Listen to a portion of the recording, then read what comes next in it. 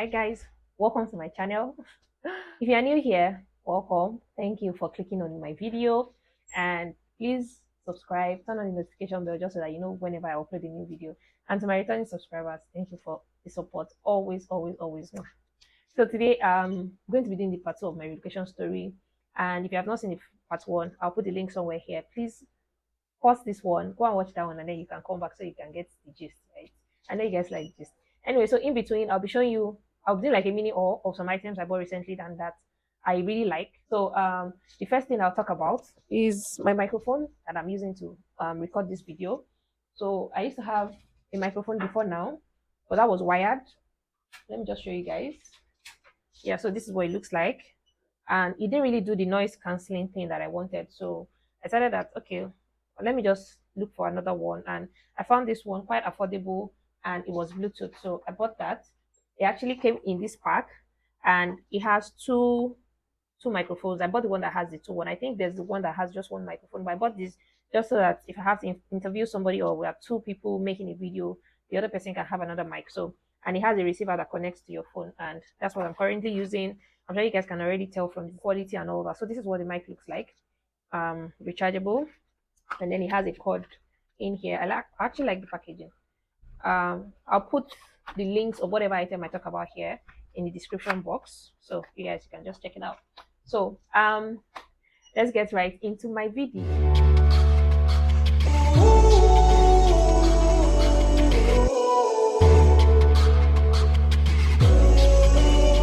Okay, so I know in the first video I talked about how I got my admission to DMU and how I was supposed to make a deposit towards my tuition of £4,000, and my sugar mommy, who got sent to me by marriage, did that for me, and I'm so grateful to her. I'm grateful to God and to everybody in my husband's family. They've really supported this journey much more than I would really have anticipated, and God bless them for me. So part 2, after paying my tuition deposit, fulfilling the conditions of my first conditional offer that I got. I said first because trust me, I got another one. So I started to wait, and I joined some groups. I don't know if I mentioned that in the first video, but I joined some groups, the Facebook page of the school, and from the Facebook page, I was able to get WhatsApp groups of people that are actually going to school too, for some for September and some for January. And from there, people are on different stages of this application process, and you can already tell what to expect based on somebody that has done something that you have not done, things like that. So it helped me be very proactive. Things that my agent didn't even mention, I already knew, and then all I just needed to do was confirm with her before taking any decision. So I heard that I was supposed to do like a credibility interview. I quickly requested for a form to request for that, and on 27th I got the email to book like my session. So I had opportunity to book any day that was convenient for me, but because once I knew about it, I started to prepare. So I just went ahead and booked the next available slot, which was the next day in the afternoon, and I did that. And I used the rest of that day to just study the questions that I received from my agents and some others that were posted on the group. And I just personalized some of my answers. If there was anything that I didn't really research on, I did that. A lot of what was needed was for you to research specifically on your accommodations. Your financials, you should already know. Your why, whether it's why UK, why the school, why your course, you should already know that. You can't copy somebody else's answer. So for the financials, I think it's same for everybody, depending on the school and all of that. So there were some that could be generic, but there were some that needed to be specific to you. So I studied those questions. And the morning of the day I was to have the interview, I had called my agent because there was a particular question I wasn't sure of what to say in the response to that. And when I mentioned that I had my interview that day, she tried to discourage me, like, no, it's too early. Why did you book for the next day? No, just send a mail, reschedule. Let's do like a mock preparation and all of that. I didn't argue with her. That call made me nervous a bit, even though I knew I was prepared. But my husband encouraged me, saying that you don't have to reschedule. I know you're ready. It's something that you would be able to do anyway. So just do it and get it over with. So because once you failed that interview, really, that was the end of the road for you, no matter where you had gotten to. The only thing I just did differently was it was 3 hours to the interview when I had that call with my agent. So I tried to just tell everybody, you guys should just leave me at home, find somewhere to go so that I can like prepare myself mentally and all of that. I took a nap, woke up, ate something, said my prayers, and then went through the questions again, did some research again, just to be sure of my answers. So And then I had the session. The session went really well, even though there was a lot of background noise. It was in the afternoon, people were making noise outside. She had to tell me at some point, I just tell them to keep it down. But the good thing is she's Nigerian, so she could relate with some of those things. And I just thought I was at home. And she said, okay, that's not a problem. She had asked if I had any refusal visa before I said yes. So she told me I would send her the documents after the session. I said, not a problem. Then she also mentioned that I needed to pay 50% of my tuition before they could give me the CAS documents. That's your confirmation of acceptance of study. That was not stated in my initial offer, but I, of course, said that's not a problem because you're expected to already have your funds before you even start the process, whether it's your tuition or your living expenses and the like. So even if you have paid part of your tuition, you are expected to already have the balance. So I said that would not be a problem. And then the session ended well. She said she was going to get back to me within 7 days. I said no problem. So that day was a Thursday, 28th July. Friday, I was just thinking about it like all these things coming up. Sometimes people have different options. You probably paid deposit to this school, paid another deposit to this school. So you're like, you don't want to just tie your funds down, except you know that you have decided that this is your choice. So I was a bit concerned because I also had another offer that I was expecting. So I told myself maybe I should just chill and wait for the other offer. So I paused. I stopped really pushing anything. That was on Friday. So Saturday I was in church, and at some point nothing was really going on. So I decided to just go through my email. And then I discovered that they had sent me a mail the previous day. And when I opened the mail, it was another conditional. Okay, they were requesting for proof of change of name, like reasons for my change of name, which was, of course, because of marriage. I was just wondering, why didn't they ask for that the first time they asked for the other documents? Like, why am I getting two different conditional offers when what I'm really waiting for is an unconditional offer? I'm sure you guys get it. So, but it was a Saturday. I wasn't in a rush to send anything. So, by Sunday, I was in church. And of course, it was still on my mind. Like, I was still trying to take a decision whether I wanted to continue with the school. I started thinking of how I'm going to even pay the balance of the tuition. What I had paid before was 4,000. I needed to pay like 3,550 to add up. So, just before the pastor started preaching, like he went into a prayer session, and there was a word that he gave, and that word was just for me. Like, I had to write it down, wrote the date, and wrote the scripture. I'm going to insert it here. I just claimed it, and I told myself I'm going to give myself peace, because this journey started with God, and if God really wants it to happen for me, He will find a way. All the things I'm worried about, whether it's finances, whether it's timing, He will just find a way to take care of it. And I just settled it in my mind. Yeah, it wasn't up to 15 minutes after that. I just got a message notification on my phone, and I decided to check because it was from my sister-in-law, and I saw that she had made the payment. Because I know I mentioned it on the family. They're just giving like an update after my interview, and everybody was just wondering, why did they say something in your first offer? Why are they saying another thing? Your first offer only said you needed to pay 4,000 before a certain deadline, and then they will give you your cash, and you can go ahead with your visa application. And of course, I just mentioned that, well, they expect you to have the money, so it really shouldn't be a problem if you already have the money. So they just want you to commit. And so everybody just talked, and we didn't conclude on anything. So I was wondering, like, she paid it already. Like, I was very weak, I was emotional, and I just told God, like, I said this prayer just a few minutes ago, and already you are showing me a confirmation that you have answered the prayer.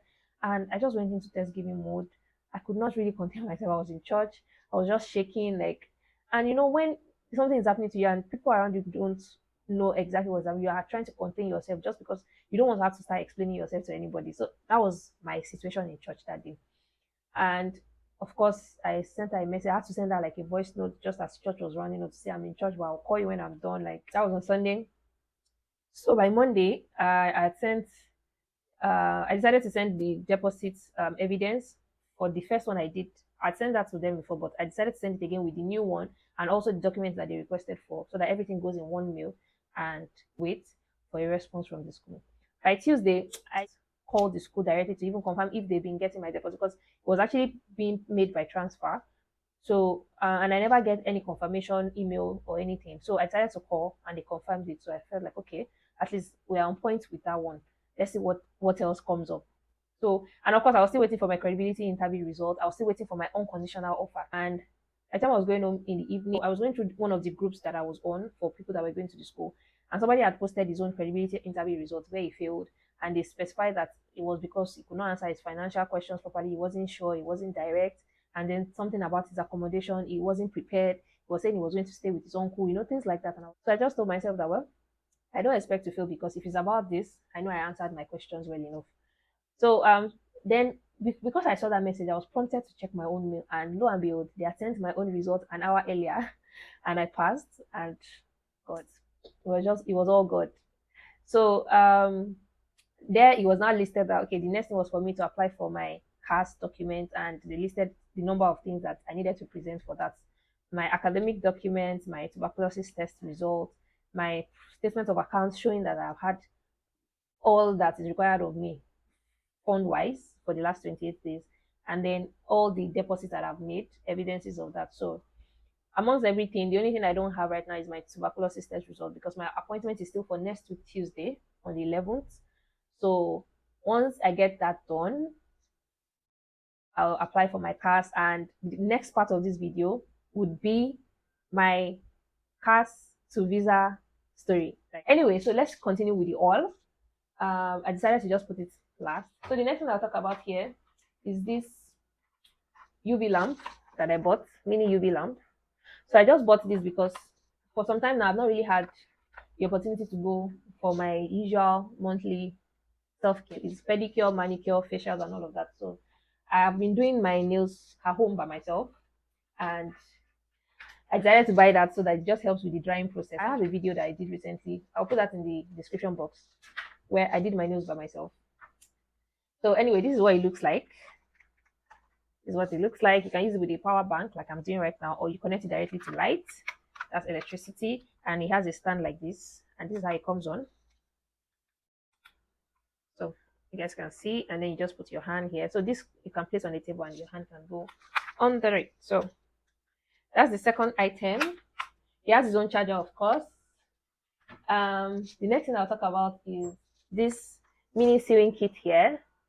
Yeah, so it's from Miniso. I'm sure you guys can see that already, and it's very portable. Guys, I'll show you the portability. So this is what it looks like when it's open, and this is what it looks like when it's cold. It has all the essentials just in case you have like a wardrobe malfunction, and you can put this in your bag. No matter how small your bag is, this can enter your bag. So what's the third item? So I'll talk about this. I'm in love, like, so this is a sunshade that I just bought recently, and guys, I love it. I've been looking for something like this.